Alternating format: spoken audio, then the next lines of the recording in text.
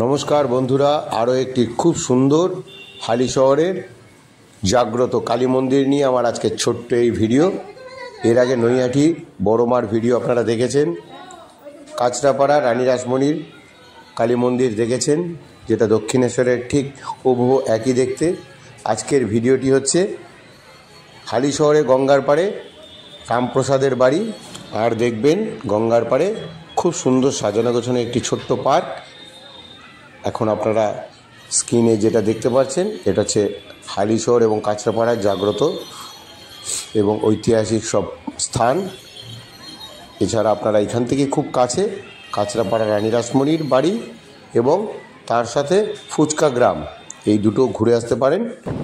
আপনারা শিয়ালদা স্টেশন থেকে মেন লাইনে হালিশহর প্ল্যাটফর্মে নামবেন এবং হালিশহর প্ল্যাটফর্মে নামার পর কিভাবে যাবেন সম্পূর্ণ আমি ভিডিওর মাধ্যমে তুলে ধরলাম। যদি অসুবিধা হয় অবশ্যই জানাবেন। পুরো ভিডিওটি ফলো করুন এবং রামপ্রসাদের বাড়ির থেকে অবশ্যই একবার এসে ঘুরে যান। 1 নম্বর প্ল্যাটফর্মে ট্রেন থেকে নেমেই আপনারা পায়ে হেঁটে একটুখানি এগালেই দেখতে পাবেন অটো এবং টোটো স্ট্যান্ড। তাদেরকে বললেই আপনাদের নিয়ে চলে যাবে রামপ্রসাদ ঠাকুর শ্রী রামপ্রসাদের বাড়ি এবং হালিশহরের গঙ্গার পার্কে সেই ছোট্ট পার্ক। এবং সেখান থেকে চাইলে আপনারা রানী রাসমণির জন্মভিটে এবং ফুচকা গ্রামেও ঘুরে আসতে পারেন। আপনারা পুরো ভিডিওটি দেখতে থাকুন। আজকের আমার প্রথম গন্তব্যস্থল ঠাকুর শ্রী রামপ্রসাদের, এটাই হচ্ছে জন্মভিটে। এখানে একটি সুন্দর কালী মন্দির আছে, পেছনে একটি ছোট্ট পুকুরের মতন বাঁধানো আছে, সেখানে অনেক কচ্ছপ ছাড়া আছে। এখানে আপনারা প্রদীপ মোমবাতি ধূপকাঠিও জ্বালাতে পারবেন। এই হচ্ছে সেই কালী মন্দির। যদি কোনো দিনও সুযোগ পান অবশ্যই ওয়ান ডে ট্যুরে একদিন এসে ঘুরে যেতে পারবেন। আপনারা পুরো মন্দির চত্বরটি দেখুন।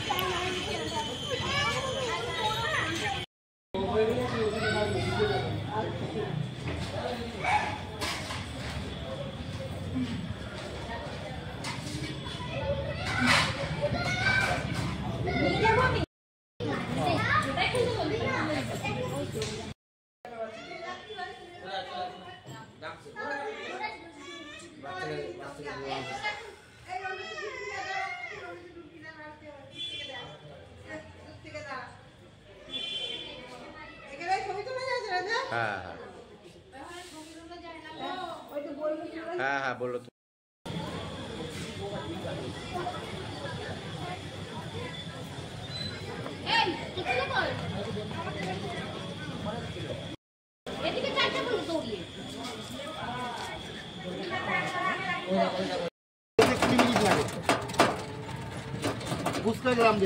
হ্যাঁ ঠিক ঠিক, হ্যাঁ ফুচকা গ্রাম গেছি আমি, ঘুরে এসেছি।